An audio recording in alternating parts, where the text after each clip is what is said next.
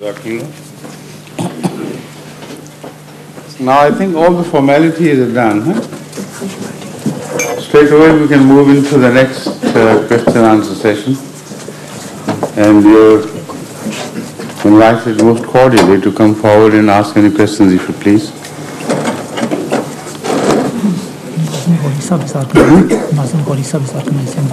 क्या? हाँ, इसके बाद विषय, please. Sir, you want to say something? No, Hazur, I am asked to introduce the questioners. That's already done. No, but I have invited one of the guests who is already here. So give him first opportunity as otherwise. And then if you want to read some questions, you can follow them later on. Introduce your name. Yes, yes. أعوذ بالله من الشيطان الرجيم إنما يريد الله ليذهب عنكم الرجس أهل البيت ويطهركم تطهيرا أعوذ بالله من الشيطان الرجيم. Sir, I've come from Karachi on a visit and I'm very glad to be here and I've got an opportunity to ask a few questions and I hope these will be answered and more light will be thrown on them, since such things have not been touched by many of the highly qualified people of Islam, and they have not been able to explain to any member of the public. So, though I have got a dozen questions as such, but I will How many? About a dozen questions.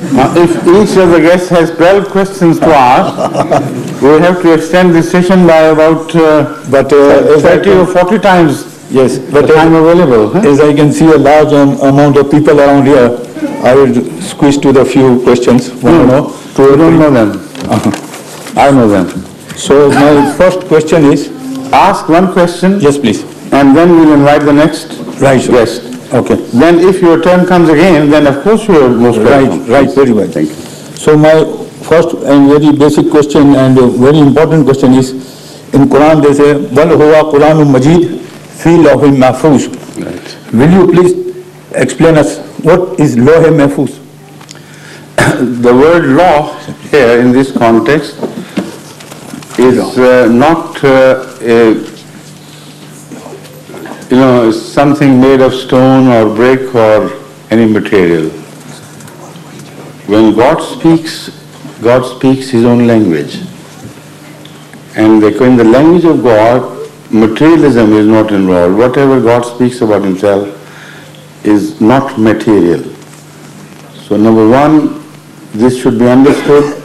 There is no such thing as a parchment or a stone tablet on which God had written the Holy Quran, because those who believe in this literally have also a contradiction in their belief, because they also believe that the Holy Quran is eternal and it was not created. So if it was eternal, then you have to believe the coexistence of a law with God, which exists eternally, and who wrote on that. So you should understand that there is no such thing as there being a tablet or some form where the Quran is inscribed. Lawh Mahfuz is a system of preservation. And everything that happens in the universe is preserved by a system of memory which God has created, which never fades out. It can diminish but cannot be wiped out. That is why the Holy Quran reminds us that when you appear before me, your skins would speak against you. Now how can skins speak against somebody? They are not provided any tongue. And then the people who will appear before God would say, Ma li hadhal kitabe la yughadiru saghiratan wa la kabira illa ahsaha. What sort of this book is that it does not leave out the minutest thing or the biggest thing, but it has counted and preserved it. So I believe from my study of the Quran that God has a system of preservation of things which always keep their mark. They can be diluted, but once they appear, they can never be wiped out. And as a proof of that, we know the universal temperature of cosmos, which exists from the time of the Big Bang. Around 20 billion years ago it happened, but that the sound still exists and lingers on and on and on.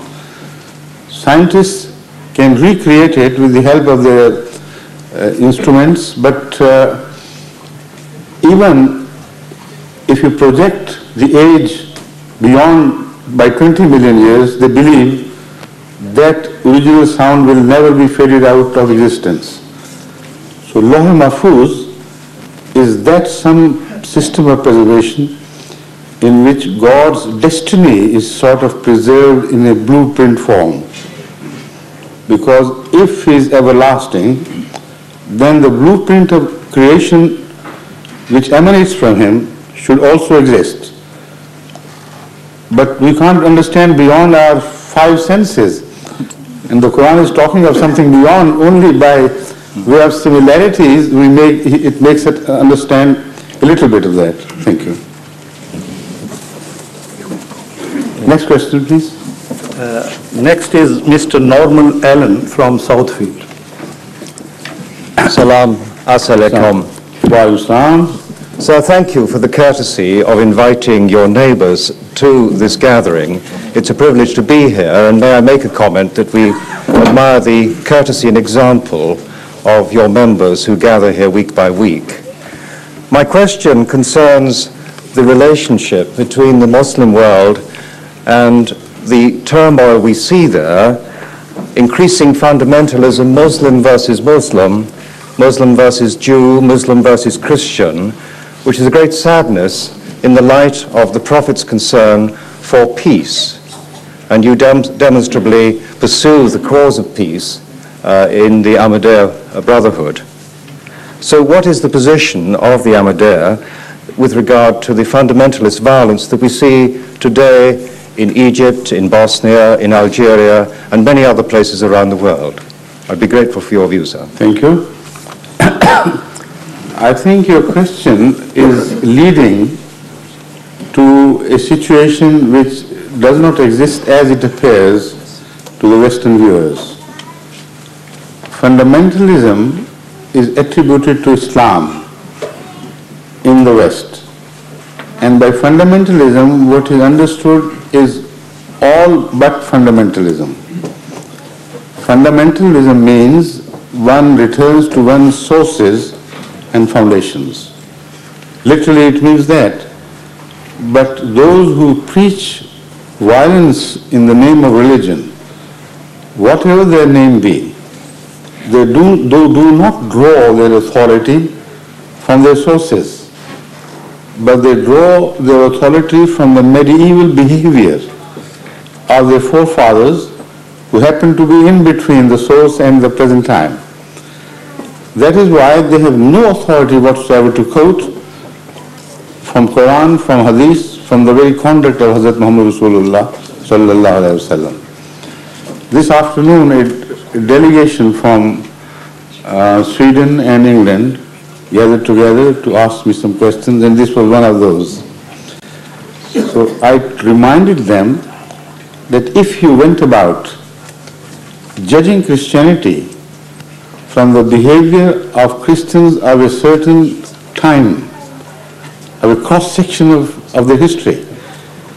Let's, for example, return to Spain, our acquisition. Nobody would dare to raise his voice against their conduct by saying it is non-Christian. And nobody would believe if anybody raised